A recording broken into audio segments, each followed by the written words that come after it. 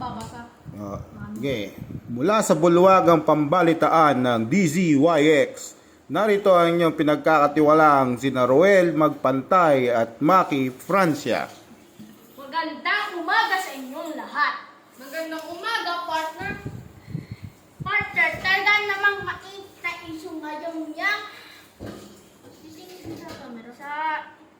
Freedom of Information Bill na hindi maipasa-pasa sa Senado.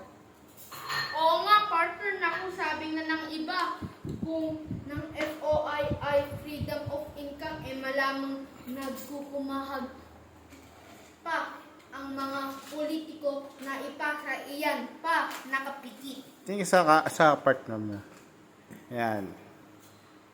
Sinabi mo pa, partner! Ano ba talaga yung FOI na yan, partner? Sang-ayon sa Section 6 ng panukalang batas na ito ang bibigyan ng kalayaan ang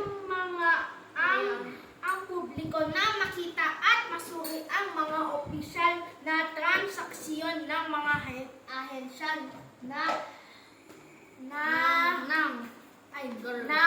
gobyerno.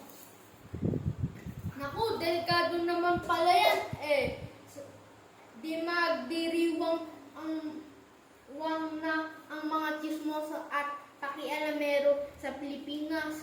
Issue dito, issue doon. Na naman yan, demanda dito, demanda doon. Ano naman ang masama, partner?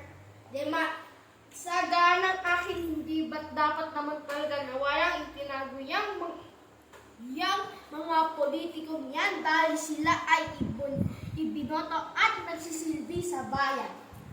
Sa isang banda kasi, partner, maaaring maging threat daw. Threat daw. Yan, sa mahalagang... Salihin mo yun yan. Threat daw. Yan. Sa mga mahalagang desisyon ng lahat ng ahensya ng pamahalaan. Sa tingin ko, partner, nakatutulong pa nga yan, nakatulong pa yan nga yan dahil magiging mas maingat sila pa sa pagdedesisyon at matatakot ang mga corrupt na opisyal. Corrupt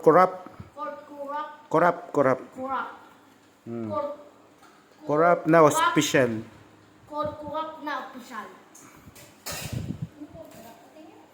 Ito po. Paano yan, partner? Ayon kay Quezon Representative Lorenzo Tanada 3. Pag hindi pa naipasa ang FOI na yan bago magpasko, tuluyan na itong maibabasura. Naku, naloko na!